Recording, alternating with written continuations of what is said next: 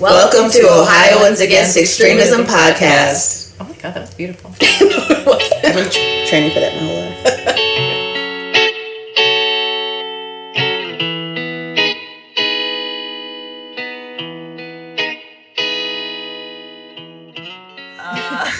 life. Welcome to our fourth episode of the Ohioans Against Extremism Podcast. Yeah, I know. Today we are joined first, we're going to have two guests, but our first guest is DJ Byrnes. Round of applause. And we are going to mostly discuss with DJ just the statehouse in general. There are some big, interesting political dynamics that I think people outside of that building don't ever get to hear about. And so we're going to talk a little bit about them. But DJ, if you want to just introduce yourself, you know, you have a publication called The Rooster. So some people just call you The Rooster as if that is your name. I thought it was. Yes. It's kind of like a Dr. Frankenstein in this monster situation. Because I'll be like, I'm DJ Byrnes, but who the hell is DJ Byrnes? And you say, like, I run The Rooster. Oh, The Rooster. Say, the Rooster's the blog, but enough people call me The Rooster now. I just go with it. It's easier. That is definitely how we refer to you. Yeah. I'd say I'm just a concerned citizen who sometimes engages in the act of journalism. I'm more of like a gadfly. I don't do things in the traditional manner. I'm not a credentialed member of the press, so if you won't see me in a shirt and tie on the House floor, asking for permission to interview state legislators. I pretty much, I take my access by conquest, I guess you would say. And now I've got it to where, if you want to run like a bug, as I call it, that's good for business. But some of them have figured out it's better to just stand and talk, because at the end of the day, I'm just a guy with a camera. And that's kind of the thesis behind the operation, that a lot of these state legislators, they're just not on camera a lot.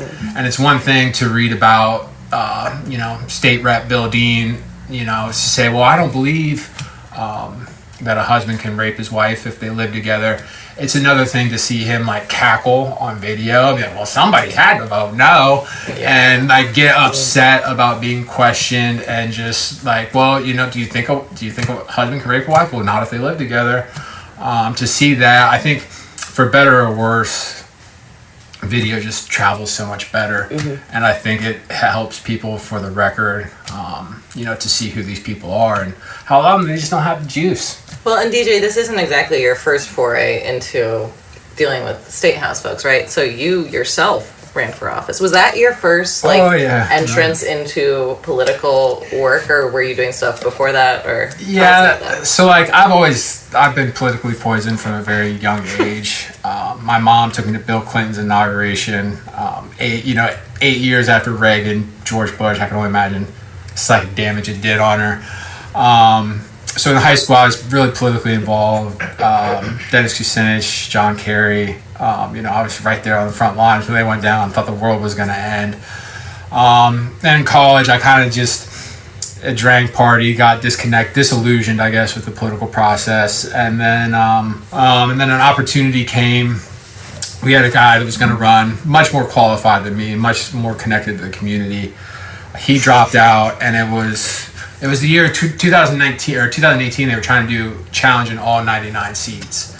And so we had a guy drop out, and there was another guy who's going to run. I liked him. His name was Ted. I liked him. Good guy. But I was like, if I had to listen to this guy say another speech about being a mill worker in Pennsylvania, I'm literally going to blow my brains out. No offense, Ted, if you're listening.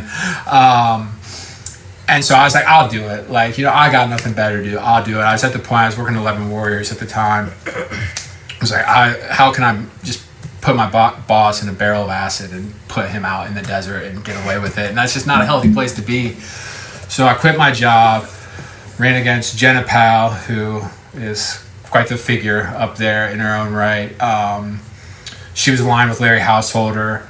And I mean, I gave it my best, because you have to delude yourself into thinking like you're going to win, or at least, maybe if something breaks. But I got my ass kicked. Everybody else said, I was like, well, I'll go work for somebody else who wins. They all got their ass kicked. We lost statewide. It was just a bad day. And then I quit my job. I walked around Western Ohio talking about, you need a union, workers' rights. Like, that's not the type of guy Western Union business owners are trying to bring into their operation. So I had a particular set of skills of just typing deranged little sentences into the internet, and Substack launched around that time. And I was like, okay, I'll just do that. I had a bit of a social media following. And you did it mostly around sports at first, too. Yeah, and so my girlfriend at the time was like, why don't you call it the Rooster, because I had a blog. And it's, you know, kind of first in the morning, it's a dumb barnyard animal that crows at all hours of the day. So I was like, yeah, started that. And it was supposed to be like more of a Ohio State, Cleveland Browns, you know, just loosely culture-based with some politics sprinkled in. And then the political people just overran the news list. And anytime I would write about politics, the views just dictated it. And then, you know, from there, it was just pretty much an entertaining... So you were giving the people what they want. Yeah, and that was an entertaining newsletter for the neighborhood drunk that you'd like to sit next to at the bar, but you really wouldn't feel comfortable organizing your child's birthday party. That is a very accurate, but so specific. As a member of the mailing list, I will say, spot on. Yeah. And then it can basically be divided into 2 epochs. And then in about July 2022, it was kind of a come to Jesus moment where it's like, you know, do you want to kill yourself one double Tito's and soda at a time, or do you want to like not kill yourself? So I got off the Tito's, and since then it's like, and then just realizing that, cheers to that. it's, I don't know if you're familiar with the Tennessee Hauler or whatever, but I've seen their videos, and I was out at the patio on the west side with an old drinking buddy. He was as far on the right as I am on the left, and he's like, you ever do this free speech audits? I was like, what? And he was like, free speech audits. He's like, you should go home and look at it. And he's like, you'd be good at it. And I went home. It's like these guys that like go into like post office and police stations. Like police stations, they already don't like. I'm not trying to cause that much trouble, but like film, and then they try to get kicked out, and they file lawsuits over it. It's like, I'm not trying to harass postal workers. But then it hit me. But you'd be good at it. But then You would be so good at it. But then it hit me. The statehouse is a public, like it's like a park. There are people to harass. Terrible people.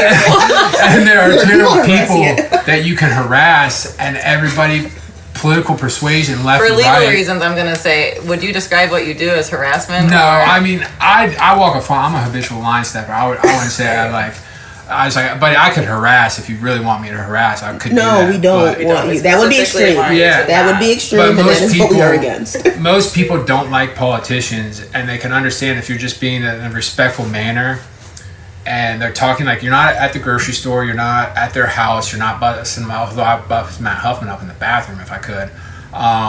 You're at their place of establishment where they're supposed to have this much power, and if they're just running from somebody that's like asking a question, a sensible question in a respectful manner, and they're just running from it, people can understand that, what that looks like. And from there, there's and to nobody... clarify, the Blowjobs brother story is maybe not the version of the respectful question that we're talking about. Yeah. You can also do that. That was just me being dumb, and their reaction, you know, them just walking right into the bear trap. But there's other, you know, Dave Dobos. One of the first ones, Dave Dobos, he had lied about having an MIT degree for 40 years. He was president of this Columbus City School Board. If that tells you how long that place has been messed up. Just completely lying about having a degree. Got him coming down the stairs. Jenna Powell living 75 miles outside her district. Stuff like that. So have you found that to be a useful approach? Like, do you think that more people care about state politics because you've gotten some folks on video? Yeah, I think that helps a lot. You know, the viral videos, the infamous one with John Fortney and the Blowjob Brothers. Yeah, why don't you pause and tell the crowd about that? Well, that was just, I was sitting in the state Senate, and you have to introduce the character. So John Fortney is who? John Fortney is the Ohio Senate Communications Director, former amateur... Senate Republican. Senate Republican Communications Director, former news anchor, amateur bodybuilder. He's just a guy. Is a great bio. Yeah. he's divorced, if you can believe that. His wife left him. His car repossession. Chased him for like 3 years. He got away with it, which is the coolest thing I've ever heard of him doing.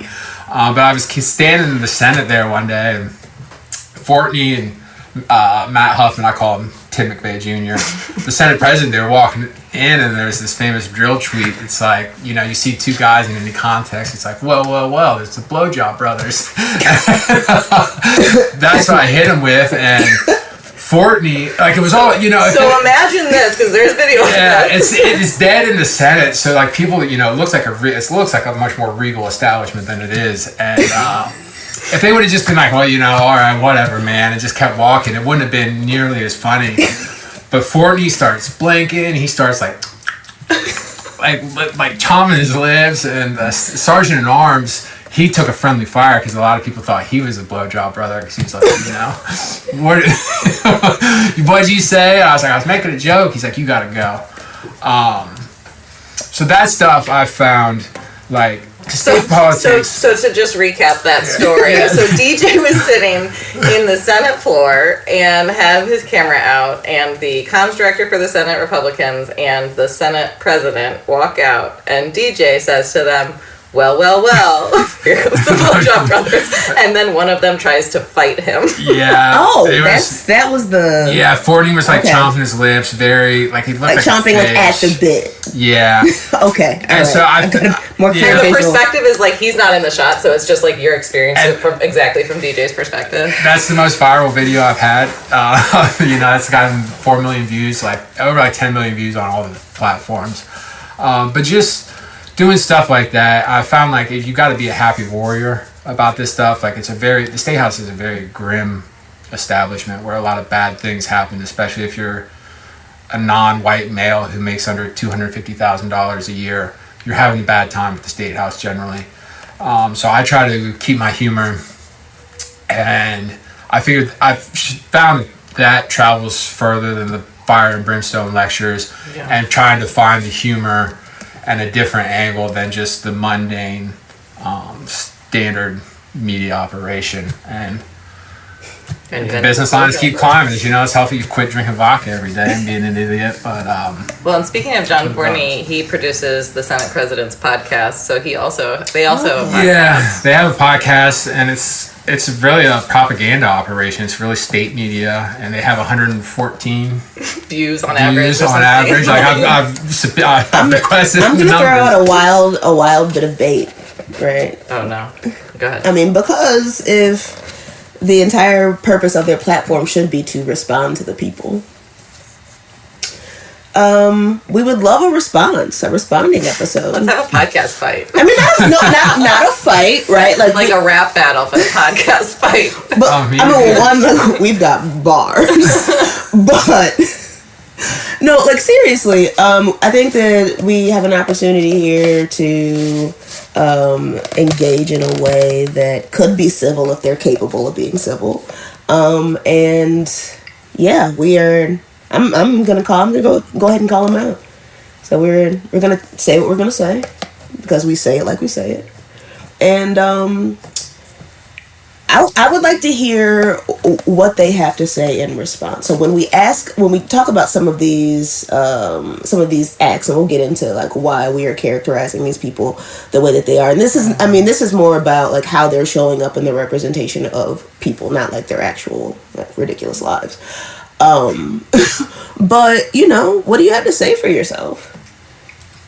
And if you're doing the will of the people, well then somebody's gonna comment or let's use this as an accountability tool and not just a way to be petty and throw stones. If everyone involved is capable of that. I love that you're doing like a Russia is if you're listening to like the Senate Republicans. I mean, it's not like that doesn't work because was Russia listening? Yeah, you're right. They were. You know. I mean, but they should be listening. Like they should be listening to what Ohioans have to say about what is going on in Ohio, and if they're not, that's a problem. If we thought enough of this to sit up here and have a podcast about it, like we don't have anything else to do in our regular day-to-day lives. I don't, just for the record. I have very little. I was gonna say, in all fairness, we did just ask him like yesterday. He was like, "Yeah, I'll be there." Like, but if three of us care enough to sit here and record ourselves talking about this stuff, because it needs to be talked about, then, Well, I would just say, we got, like, I know it's depressing, like, you gotta vote. You gotta vote. Pokemon go to the polls. But it's I'm really keeping just that. Vote. Pokemon to the polls. Like, I get that, and especially, like, we thought we've ended gerrymandering twice, and, like, what's going to be the difference of it? And even if you're just I wrote an article Friday, like, even if you're disillusioned with presidential politics and the slaughter in Gaza and stuff like that, there are still reasons and causes and support, like, to go out and issue one, especially. I mean, fingers crossed, will it be a silver bullet and turn us into, a communist utopia? It would be cool if it did. But I think even just getting them to a simple majority rather than a super majority would do. I had one House member, Republican, equated to, like, chemotherapy on their agenda and getting rid of some of the nonsense, the transgender bathroom bans, stuff like that. So it's like... You had a Republican say that. Yeah, a Republican, one of the famous Blue 22, if you can believe that. Because a lot of these, a lot of this stuff, the Gary Clicks of the world, the Andy Brenners, they're not as popular. They're not as popular within their party as they are, like, amongst us. So, yeah. I would say just getting out and voting for that, and that will. I mean, it's the state house, so the beat will continue, but I think it will temper a lot of the nonsense that does go on. At that place, so please vote issue 1 if nothing else. So you have a shirt that says "Bark with the Freaks," and freaks has been kind of a thing that you have, like, woven into when you talk about politics. But, like, so you've talked about a lot of different people at the state house. Who are some of your favorite characters? Who are you saying "Bark to the Freaks" or "Bark with the Freaks" about? See, the thing about freaks, it can be a pejorative or it could be, like, a good thing. It's crazy. I have developed a lot of sources, like, just within because and I can't stress this enough, you can just hang out at the state house. You can go up there if you're homeless and you want to sleep one off. You can do that. Like, they can't do anything. I didn't know, like, before I really got involved, like, I thought you had to, like, be be connected to a company or something to lobby. No, they'll just let any bum off the street can go lobby. Like, all you had to do is throw out a couple of handshakes and get a couple clients, and you're in there. So, like, there are some Republicans that I'll see them in hell, obviously, like the rest of the Republican caucus, but I've come to respect. Jay Edwards. I respect him, Haraz Ghanbari, Sarah Carruthers, even our good friend Sarah Carruthers. Even though I'm worried about some of her media consumption. Do you mind if I just ask a follow-up question? What do you mean? Because I think that, like, there is this disconnect between this person seems like a nice person to me, and then, like, passing bad laws. So, like, where does it fall apart? It falls apart. And, like, the HB 68 is a perfect example. Where it's the trans healthcare bill that we have talked about in previous podcasts. And so they get it. The fight anymore happens in the caucus. And there will be people that will stand up in the caucus and they'll fight the good fight. But then if Brett Hilliard, perfect example. Brett Hilliard's perfect example of this. And I talk with Brett Hilliard. Brett Hilliard's I believe him to be. He's a thoughtful guy. He's a thoughtful, sincere guy, which is about the highest compliment you can put. By a landslide, the highest compliment you can give in that building. He knows, like, the transgender bans, the government interference in this stuff, it goes against the heart of conservative thought. And he knows it's bad. But then, if it gets out of the caucus, if they win, if it wins in the caucus, and then it goes to the House floor, then you'll hear all these people, well, it's a bad vote. I got to make this bad vote. They've got me in a box. And it's like, do they? And, he voted for HB 68. He voted for the override after voting present or whatever, abstaining from the votes, which is about as courageous a stand as a Republican can take. Until the override, he was facing a hard election. He had to vote for the override. For optics, because he didn't want to get killed on it, and then he lost his primary anyway. So it's actually like a perfect segue because we're going to talk about the speaker battle a little bit. It's tough. It's just tough because you talk to these people. It's kind that they're thoughtful, they're kind, and they care in their own way. But then they'll just go and they'll stomp on trans kids. Yeah. No, really. I think that's exactly it. I think that was my point of frustration too. Is like you guys are just throwing communities under the bus. Like we just otherwise we're fine, but like that's a non-negotiable for us. Like. So, referring back to Hillier's primary challenger. So, Brett Hillier, he is a representative who cast not great votes, even though kind of behind the scenes he's not a terrible guy. He ultimately got primaried, and so he's not going to be reelected. And so he was challenged by his own party to try to unseat him. And part of the reason was because he had taken a couple unpopular votes within the caucus. And one of those unpopular votes was the infamous Speaker's Battle vote. Great day in history. Yeah. Great day. Where were you on the Speaker's Day battle? That was like my introduction up there.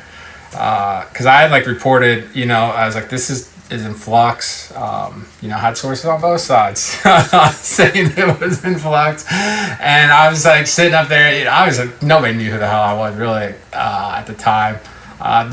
Derek Marin photo made some waves, but I was like, where are they? I was smoking way too much weed, manic at the time. I was like, what's the last thing they would expect? And I went up to the statehouse and, Derek Marin, Boy Prince, Holy Roller, was supposed to be his coronation, had people from all over the state. He's taking pictures with supporters. And I thought, I don't know, man. The first rule of politics is you never walk into a room, if you're a leader, without knowing the results of the vote. And it's like, if he's got his family there, and I walked in, they had the overflow room. I'll never forget, I was in a Hawaiian shirt, smelling like weed, and just reeking. And I walked in the overflow room, and Jenna Powell is sitting there with her brother and her mom. And she looks up, she sees me, we make eye contact. And it's just like, what is he doing here? What sewer did he come from? I was told I was never going to have to conceive this guy ever again. And she said something to her brother. Her brother ran off, da-da-da-da. And from what I gathered, it was like, me being up there, it was like something was afoot. And it was Derek Marin. I regret not recording it because I've never done heroin. Surprise. But I would compare that feeling. I would imagine it to be a lot like when that vote got cast. Marin supporters ran up to the screen and they were counting the vote, and it hit me. It was like, oh my God, they don't know the result. They don't know the result. And if this is in flux, bad things generally happen to the leader if you don't know the vote. And he fell into a pit of alligators. We were just talking about the speaker battle, and we were talking about how caucuses tend to work. So generally speaking, there's an informal vote within each of these parties' caucuses, and they're going to say this is our leader that we're bringing to the table on the House floor, and this is their leader. So the Republicans, having a supermajority, the real battle is very much for leadership is very much within that caucus. And so traditionally they have their informal vote, and then a month later they actually formalize that on the House floor. Last session, there was a lot of horse trading, and there were 3 viable candidates, and then 2 made a deal at the last minute. And so one of the guys won, but the caucus that was kind of on the outs of that group was not very happy with that. Long story short is the guy that won in that caucus vote lost the House floor vote because that minority of Republicans teamed up with the Democrats and ultimately got more floor votes. And so they upended the speakership. And that kicked off just an internal holy war within the party that we are still dealing with. So the Blue 22, quote unquote, is what the Republican Party has labeled the Republicans that went against that speaker vote and teamed up with the Democrats. Even though their speaker, I cannot emphasize enough, is not liberal. The guy that they picked is very much still a conservative. Yeah. He's just not willing to be... He's not an extremist. An extremist. And he's good on our beautiful unions. Yeah. Yeah. But yeah, I mean, that's still playing out. And I mean, I think Matt Huffman's going to come to the Senate, from the Senate to the House. And Huffman's people are acting like that's like a surefire thing, like it's done, sealed, and delivered. But I don't know how you can say that, at least until after the general elections play, because I really think the Democrats are going to pick up a couple seats. And, those you would think would be more reliable voters. But I know Huffman is actively trying to crack the Democratic caucus, especially the Black caucus. Phil Plummer has been very open that like their go-to move is like always cracking the Black caucus. So it'll be a battle to see if, Allison Russo can maintain that caucus loyalty, because Stevens would depend on a united Democratic front. I mean, do we really think that it's possible, though, that we're going to deal with another internal insurgent vote? Like, I feel like whoever gets it is going to get it's going to have to be the person that gets the majority of Republicans.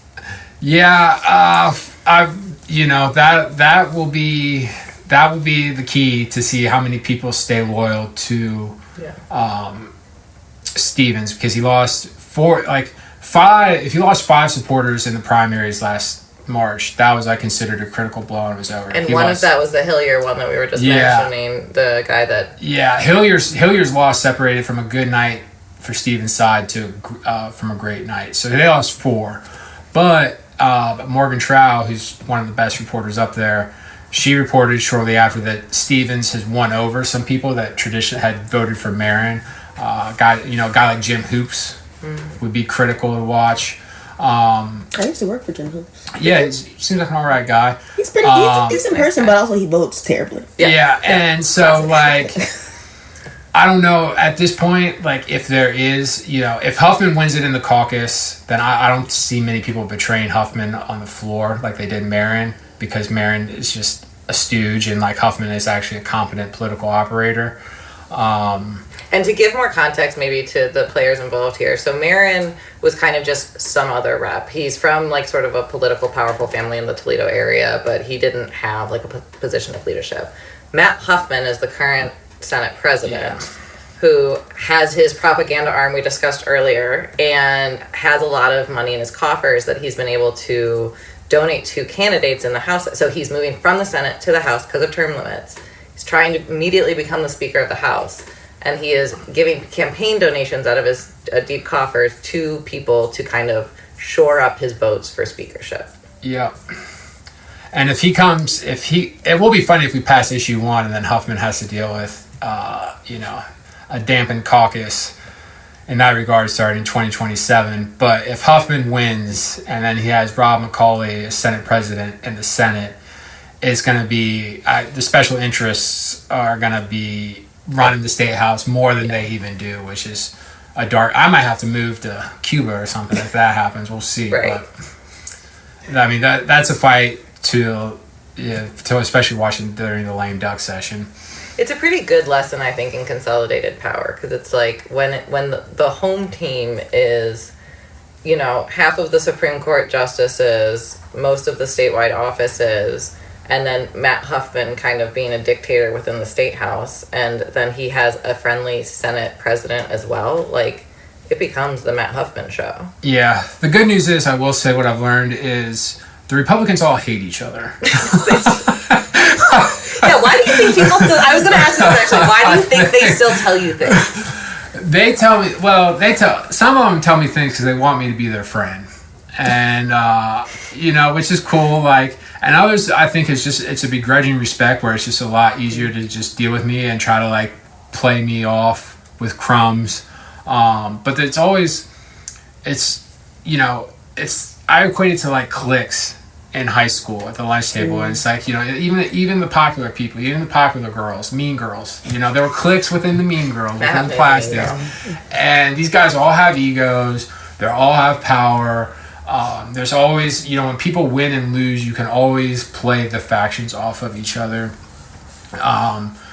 if you will. And and they know that I will publish stuff. I'll go places where the traditional media won't.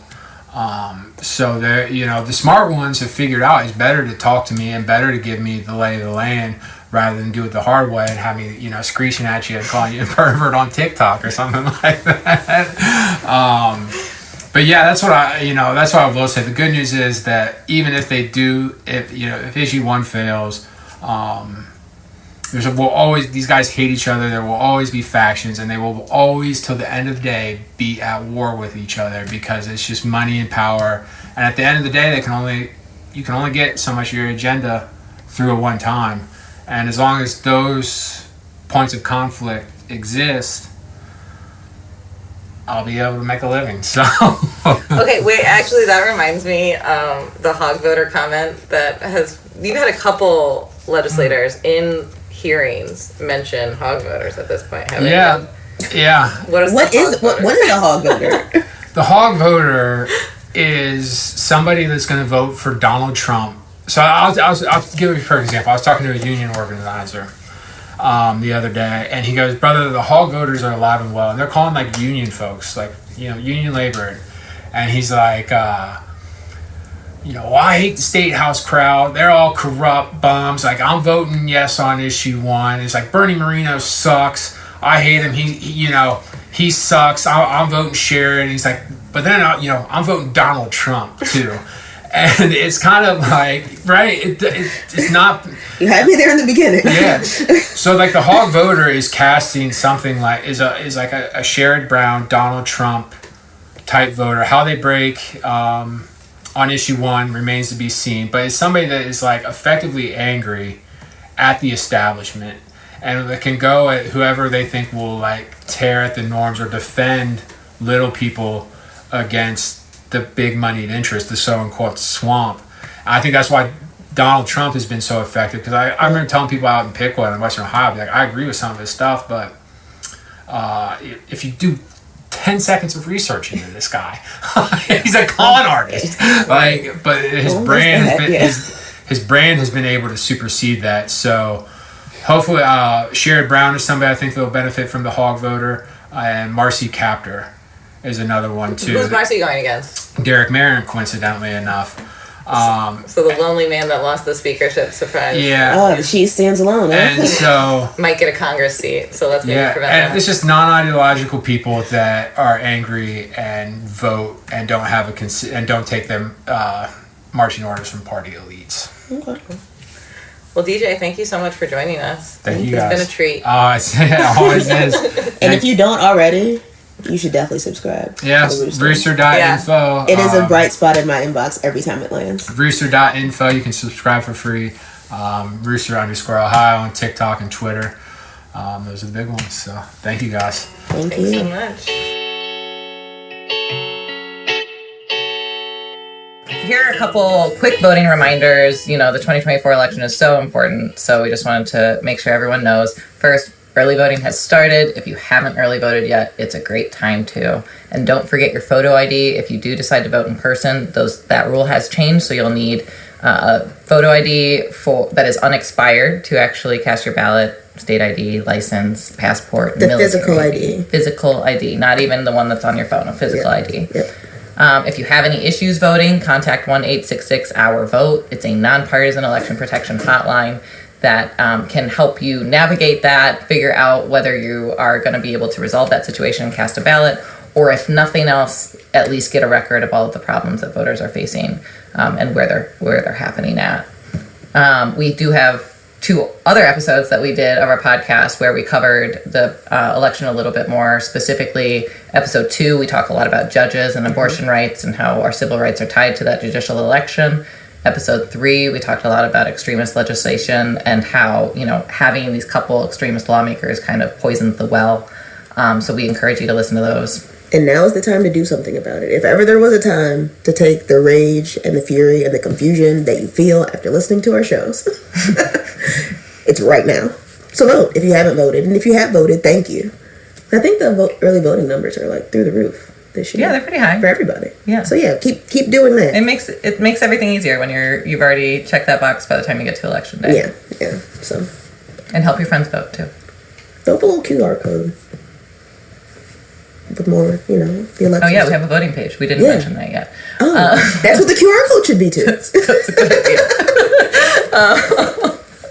So, in preparation for trying to help voters be able to navigate this election, find good information, OH ohioansagainsextremism.org is our website. We do have a voting resources page. It's kind of a consolidation of trusted resources that we trust. So these are issue advocate groups. These are groups that I see at the State House all the time. They all have their own voting guides and reminders, and you can go kind of find them all in one spot on our election voting resource page.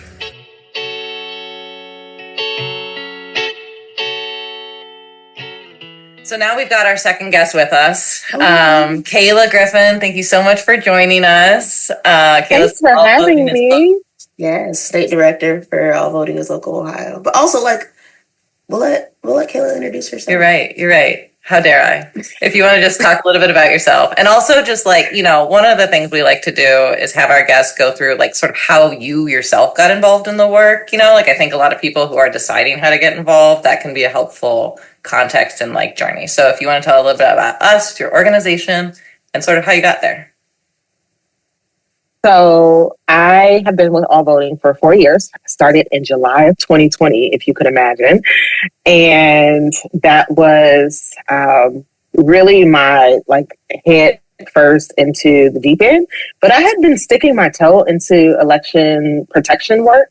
I can remember in 2020, or it's in 2010, I did phone banking, just ran a volunteer phone banking in Youngstown and managed folks and was making calls through it was Mahoning Valley Organizing Collaborative, right? Mm. And then I got to law school and I was doing election protection. And so I was making sure that people had water and snacks if there was long lines.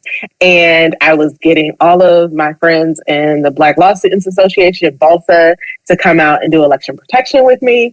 So, I had been dabbling here and there in the elections world. And then after law school, I joined Cleveland's NAACP.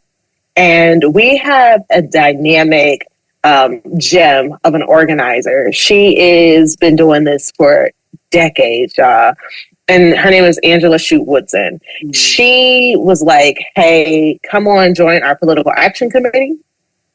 So she really got me involved in the organizing space and talking to people and doing voter registrations and get out the vote. And that's when I really learned of some of the issues that we had in the state of Ohio. More than just long lines in 2014 and 2012, 2014.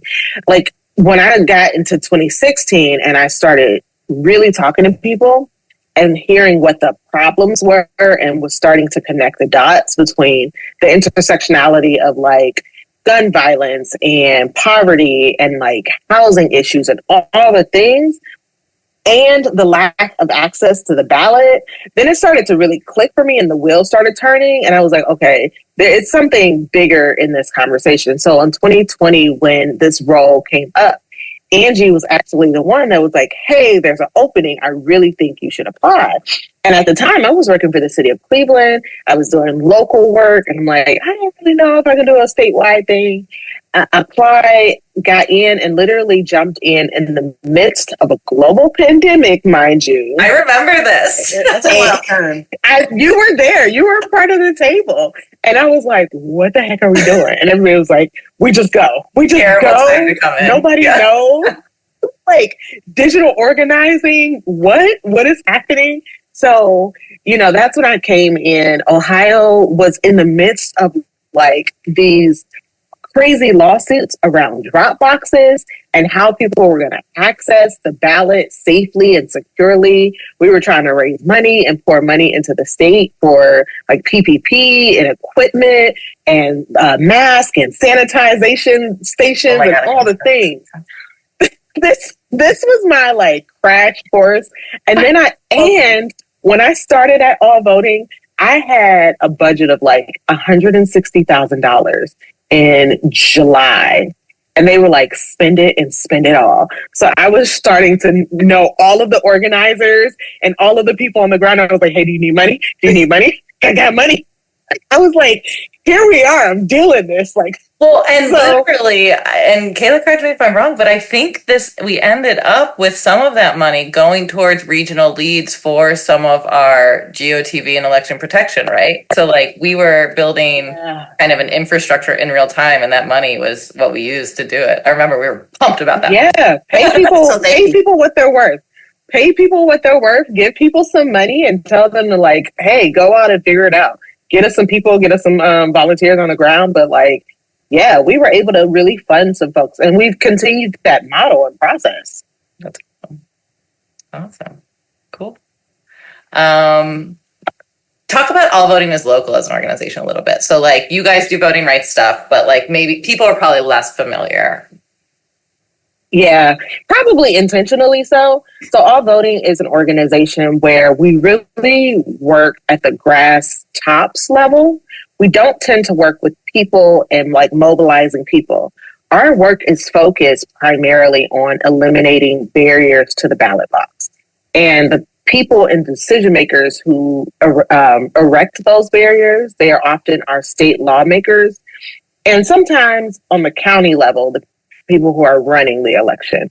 Now, Ohio is different from the other states that we are in for All Voting in that our lawmakers make the decisions for how elections will be run as a statewide as a statewide apparatus.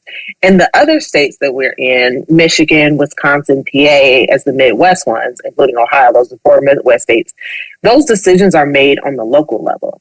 So how many drop boxes there are going to be, if there will be additional early voting locations and polling centers, hours of early voting, all of that is made at the local level in our 4 like Midwest surrounding, or the 3 Midwest surrounding states that we're in. Ohio is really, really difficult because we got to go down to the state and lobby to get additional drop boxes or lobby to get additional hours. And I think it's a blessing and a curse because the advocacy world utilizes uniformity and the lack thereof to file lawsuits in the state of Ohio. And so that often precludes us from getting additional resources in our community at a local level when we really should be allowing the election administrators to make those rules and laws for us and regulations. I don't even know if it should be laws. I think it just should be like regulations on how a community will govern itself. So our work really focuses on the administration of the election. It's the wonky stuff that people don't tend to care about, like what voting machines you're voting on until the 2020 election. And everybody's like, oh, these voting machines are rigged and they're being tapped. And I was like, but they're not connected to the internet, people. So like we are the ones that are trying to make decisions, help election officials make decisions and press on the statehouse to make decisions. I'll just do a little plug that All Voting recently released a report at the top of this month, and it has been so well received, but we have been working on this for all year. We contracted with a consultant. His name is Dean Jackson. He's phenomenal. He's back to Cleveland, but he's been working in DC for quite some time doing election law.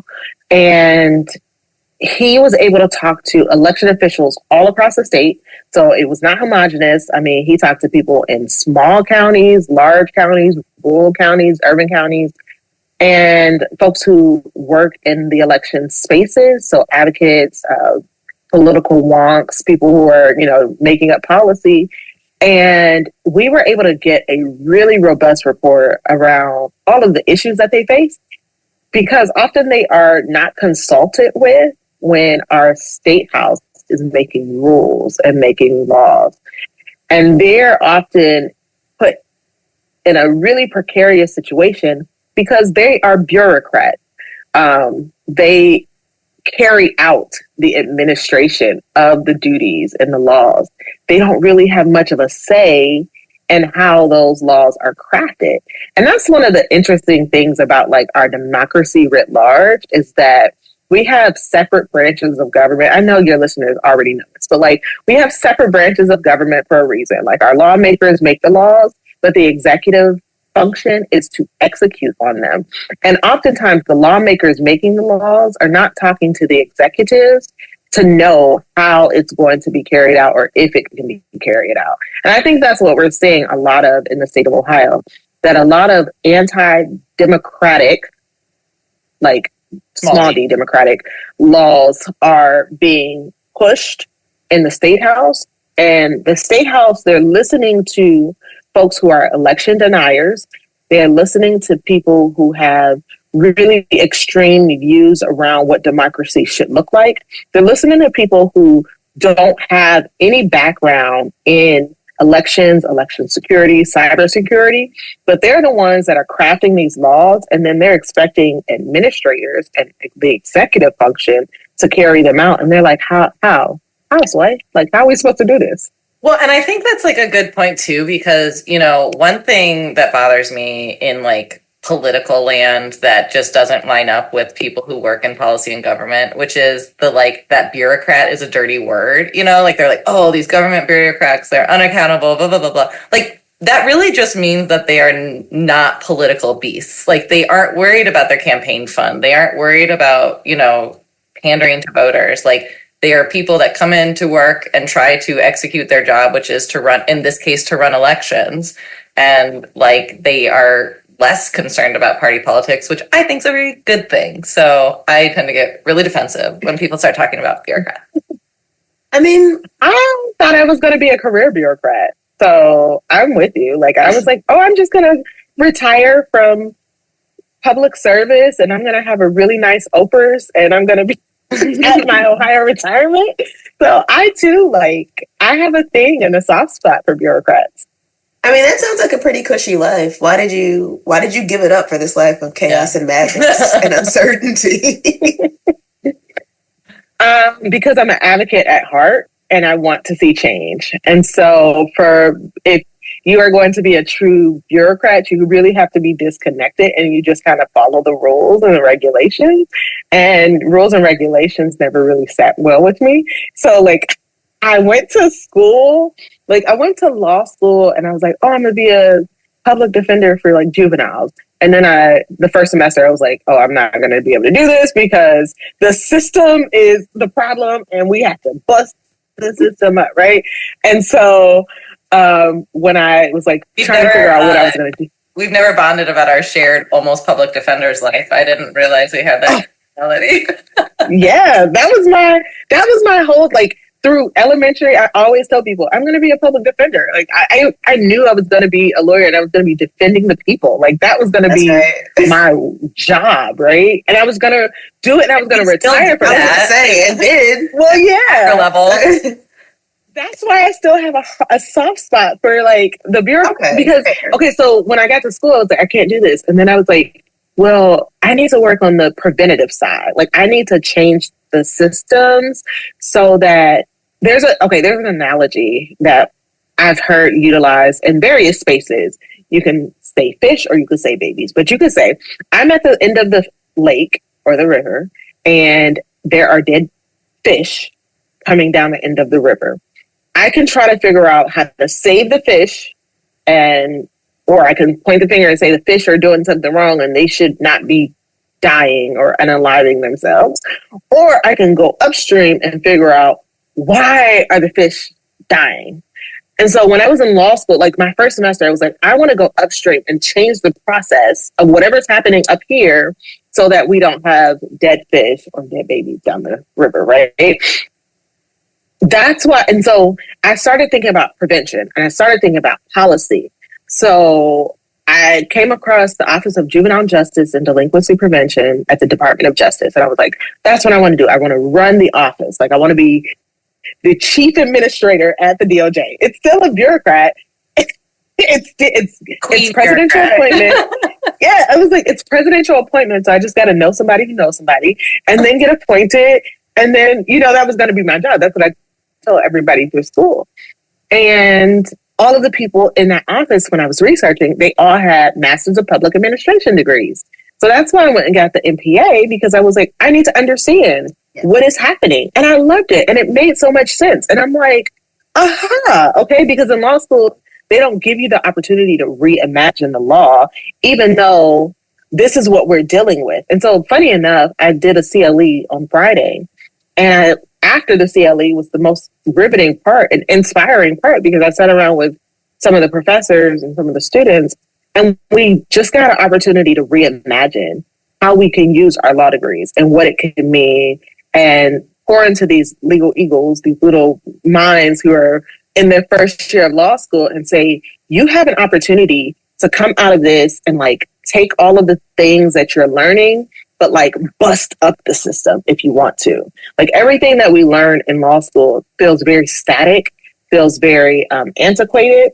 And that's why I became an advocate, because I'm like, we can reimagine, we can do, you know, community organizing and lawyering. And then I realized that there's a term called movement lawyering.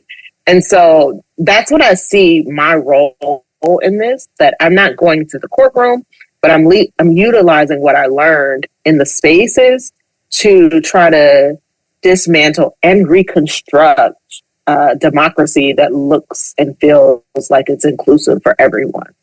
I think that's important work. I think, you know, all of us kind of got here from that moment in our 1L years where we're reading the law and we're like, what the, no, like this is the problem. I don't want to argue which side of this we're on. This has to be changed. Yeah. And I think that it is doing the work of the people to pull those minds in early and often. Because at the end of the day, why not have people that understand the legal system writing the laws, which I didn't realize wasn't happening frequently enough. I was literally just talking to a student who she worked at the statehouse and then went to law school, and then was talking to one of her law professors and had to explain to the law professors that lawyers don't actually make laws in Ohio, and he didn't believe her. She was like, I don't know what to tell you. Scramble his brain. Yeah. But okay, so this is important context, and I think it's a really great segue to what we also wanted to talk about today, which was just faith in elections. So we know that there is so much noise happening. We also know that there are all these shenanigans happening, whether it's at the State House or at the Secretary of State's office or in the debate campaign world, whatever it might be. And so I think, you know, a challenging thing is to hold these two ideas together, which is that like everything's really messed up and people are trying their best to destroy our democracy. And we've got a pretty strong infrastructure in place to make sure that one bad actor can't ruin the whole thing. So like, Kayla, my question for you is like, how do you answer that question? When someone's like, why would I ever trust Ohio's election result when Frank LaRose is the one, you know, at the helm, for example? So I think that how you framed it is super important, because infrastructure is what keeps and holds this all together. It, like, our democracy, particularly in Ohio and the apparatus, it's not like, oh, you can pull on one thing and everything will unravel. So I start there. I tell people in Ohio, we operate on my friend over at Common Cause, Catherine Tercer, she calls it the Noah's Ark system, right? We operate on Noah's Ark 2 by 2. So you have to have a Democrat and a Republican or independent or whatever, you know, in your community. But there is no one person making any one decision in our Board of Elections. There are checks and balances. And because it has to be done together, there's always somebody checking the other person. So I think that leads for, like, we need checks and balances as a society. Right? So like, it's not just like two people, but two people with probably competing goals. Competing interests, right? You're right. Because the goal is to have a safe and fair election. But the interests, right? Like our party interest may be different. I'm pausing for breath. But our party interest may be different. So there is a Democratic key and a Republican key. There's a Democratic code and a Republican code. And I can't put whichever key I am, I can't put my one key in and get into any facility in the Board of Elections without having the other party person there with me. So I think that's the first thing that people, like, you can take a breath, because we are making sure that like all eyes are wherever it needs to be. And the other thing that I tell people is that our boards of elections are open for us. You can go in and see the logic and accuracy test. You can go in and see how the ballots are counted and proved. You could go in and see how they store, and like all of this is open. So I tell people, call the board and see when they're having open houses and open hours so that you can come in and see the process. Now, a lot of people are not going to do that because they want to be lazy and believe whatever they want to believe. But I'm like, if you are truly about that life and you truly want to know how to engage and how this process runs, then go down there to the board and actually just sit in, or go work the polls on election day, because that will dispel all of that. When you pull a 14-hour day with your neighbors from down the street and y'all are all trying to figure out how do I stay awake after this afternoon crash? You know what I mean? Like, that's when you really are starting to learn the election process. And what is also true, and what we have to combat, is that our Secretary of State's office and our lawmakers down in Columbus are spewing lies about this election. And the narrative and the numbers don't match up, right? And so when we are looking at the accuracy of our rolls, when we are looking at the accuracy of our election results, we know that we have fair and safe elections. And fair is kind of subjective, because if you are in an urban community and you have to wait 5 hours, some would think that that is not fair compared to a rural community when you go to early vote and just walk in. But what we know is our election results they tend to be spot on. We have really great audit systems. We have a great process for recount, so that if it's too close, we get an automatic recount. If you don't like your election results, you can request a recount. So it allows for a lot of leeway for people to insert themselves and have due process along the way, all the way across the board. If I lose an election, or my party, or whatever loses an election, I have recourse to go about and say, hey, let's make sure this is right and this is counted. So I do try to, disconnect the narrative that is happening versus what is actually being pushed on the ground. And I always try to challenge people with a call to action. Either work the polls or go down there during open hours so that you can see what's happening.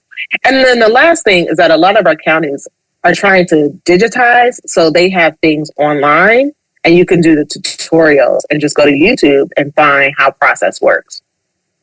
So you mentioned this narrative that is being spread that's unhelpful, to say the least. And it's also kind of interesting because it's like the Republicans run the elections and then complain about the elections, but that's neither here nor there. But, why do you think they're doing this? Again, they run the elections. So why do you think that they are working so hard to undermine faith in our election system? I think when it comes to Ohio, it is not about Ohio. It's about the larger narrative and the catalyst for what it becomes outside. We can think back to even 2020. We had the largest voter turnout with 5.8 million people roughly voting, so close to 6 million people voting. That was during a global pandemic. We had never seen those type of numbers. And we had a largely, extremely accurate election, right? So 2020 was the model, right? We were like, hey, let's go. But we see this narrative happening in the corners, in the corners of the internet, and then it's trickling into the Board of Elections, and then it's trickling into the statehouse. It's not about Ohio. It is about calling into question democracy and election writ large, so that if the election doesn't go their way, they can say, hey, we don't want to certify. Now, what that looks like in Ohio is really precarious, and I think we're all trying to grapple with that. But then this is not about the administration of it, because we know that the administration of it is good and it's fair and it's accurate.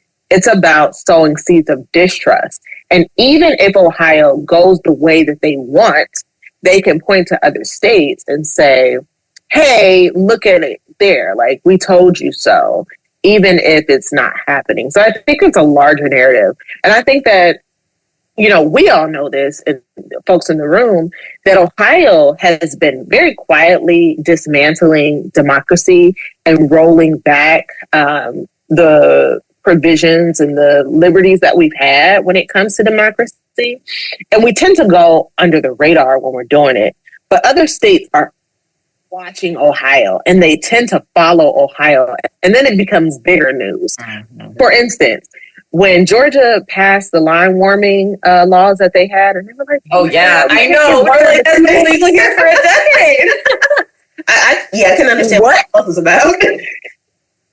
Like, hello, Ohio been doing that. Like, we've been having to be creative and go across the street and have coolers across the street, and we have parties across the street, and like. Free food for everybody, anybody, even the kids. Like, eat here first, across and then go. Right. Yeah. Listen. So I'm always like, Ohio, we be ahead of the game when it comes to like election subversion, but it don't get the same attention. But now I think about it. Think about it. No, now that I think about it, that is my favorite part of election time in Ohio, and I'm now realizing parties at the polls. Well, yes, okay, but now realizing that like it was to solve they were a tool of innovation. I mean, we did a good job. It's a blast. I know last year we did making lemonade out of lemons. We did some GOTV stuff last year, and it was like, oh, this is a good time. Like this is communities. Yep. Well, yeah, I just never thought about it. We got a party at the polls next Saturday. We're NAACP Cleveland, where I am the president, and Cleveland Votes. We are having a huge party at Agora Theater. We got DJs and we got artists. Leon Thomas is the new artist. He's he's not new to the space, but he's a new artist in and of himself. He's been writing and producing for years. So he's going to be our guest, and then we got. DJ Corey Grand, he's going to be spinning for us. And, I'm excited. It's going to be a good time. I'm going. It's going to be a good time. Come through. What day, what time? Voice is one of the sponsors. It is from 10 a.m. to 2 p.m. on November the 2nd. And we got food. We have DJs. It'll be a bar there. We got a little trolley rolling people to the thing. We got chalk art. We got all this is what we do, but this is innovation. You understand? Because they've been cutting us down for quite some time. I mean, do y'all remember when we used to have Golden Week and people could register to vote and vote at the same time? Like, Ohio is the state that does all the things beforehand and gets rid of stuff, and then all the states try to follow it. Yeah. And I see they're doing it, and it's been over there forever. And we're like, wait a minute, we thought everyone. No, okay, right. We're like, cool. Oh, okay. Well, it was worse here than we thought. But we got cool parties out here. We got big parties. So Kayla, one more question I wanted to ask you specifically is, there's going to be a lot of hoopla we expect around election night. What we know, what we don't know. What do you think Ohio voters should expect? Both for Ohio results and national results, as far as what we're going to know and not know by the time we all go to bed on Tuesday night. That we can trust. Yeah. That we can trust. So the last election that we can trust, the last election, I went to bed early. I'm not doing this. I'm going to just go to bed. But Ohio has a really unique, Ohio has a really unique tool that you can go on the Secretary of State's website and track the ballots that are coming in. So the benefit that, that we can still say that Ohio does a good thing is that we can prep our ballots before we're going into Election Day. So they're prepped and ready to tally. So while people are voting on Election Day, all of the people who early voted, you can expect their votes to be going through a tally system so that by the close of vote, we can start to get results coming through rather quickly. And then we're just waiting on Election Day results. This is why we really try to urge people to vote early as opposed to on Election Day, because if we can get those results starting to process, then we can get results in quicker, right? So when we go to Election Day, or when we come to Election Day, by about 9 o'clock, we will start to see a lot of votes already being populated in the system. That is because of early vote. We'll have to wait for those smaller counties to come in, how the process works. And I want to tell these folks this so that there is no confusion again. It's not on the internet. They're physically taking the voting cards or the flash drives from the polling location, driving them in a bipartisan team, so a Democrat and a Republican, driving them to the county and actually putting them into the system and plugging them into the system so that they are counted. So those are often the last rounds of ballots that we're getting. Typically, if the margin is far enough, this is how the vote happens. If the margin is far enough and they say, hey, we're missing 30 ballots from across the state, but the counties that they're coming from, they're so small that even if everyone voted in one particular manner, it would not sway the vote. That's how we start to get an understanding of who wins and who loses across the state. Now, it's never called on an election day. It's not official. These are unofficial results on election day because we still have vote by mail ballots that are coming in. We still have people who are coming back to the board to cure a ballot if they had to vote provisionally. So we tell people, give it some time, give it some breather room. We might have estimates. We may have a really good idea of what elections are going to be, even when provisional ballots or vote by mail ballots are coming in. But on election night, we will have just unofficial results in the state of Ohio. Now, PA, Michigan, Georgia, Florida, Arizona, Clark County in Arizona, like these places are so large that often they do not have results on election night. I'm hearing from my colleagues over in PA that they are not expecting election results until at least noon by Wednesday. So I want people to just be aware, unless people are just turning out really, really early to vote, and we are able to process a lot of early voting ballots, we are probably not going to know. And I want us to be okay and comfortable with like going to bed, not knowing, and allowing for every vote to be counted. That's the key thing, that in our democracy, everybody who casts a vote has the opportunity to actually have it counted unless something comes about. And so our message to people is still that we count every vote. We give the election process time. And what we are not going to do in this election, we are not going to call for people to be hand counting because we will never get it done, right? Yeah. Like, that is the thing. Like, if you want good, accurate results and you want them fast and timely, we need to utilize the processes and the technology that we've been utilizing for the last 20 some years. Like, we have these tabulators. They're not connected to the internet. We plug them in and they just shoot these ballots out and count them. So they sort them, this, and this. And that's how we get our election result. Now, nationwide, unless there is like a vast gap one way or another, we are probably not going to know on election night when we go to bed. But give it until like noon on Wednesday, maybe Wednesday night, because we're already hearing that like these counties are under a lot of pressure and we have to get it right. And also, it's true, at least some of those states, they are not allowed to count ballots until the polls close, right? So Ohio start when they open. Republicans in several states have actually made it such that you can't start counting them until polls close at 7:30. And then they're going to complain that results don't come in quickly enough. But, you know. Well, that's why I said Ohio, we can like tip our hat that we haven't gone that far. That at least don't get any ideas. Open right, exactly. But like polls open at 6:30 a.m. in Ohio. That means at 6:30 a.m. we could start to like count the ballots. They've already been like opened and just prepped, but we haven't counted. We're not counting anything. They're just kind of sitting and waiting in the machine. But at 6:30 a.m., presumably they can just flip the switch and start counting, so that by 7:30 p.m. when the polls close, we could be through so many of those ballots already. That's why early voting is important. And that's why it's important for us to like understand the administration of the ballot box process. because it is asinine to tell a county or community or a state that they can't start counting until after everything is closed. Well, no wonder we don't get our election results in enough time. Question, right? Because there are going to be the people that are thinking, well, wait a minute, there's just a stack of ballots, completed ballots that are sitting somewhere just waiting.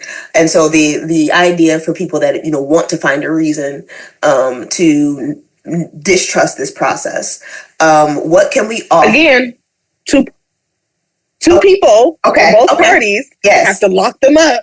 They're not just sitting out willy-nilly. They're in a vault somewhere. They're being, prepped.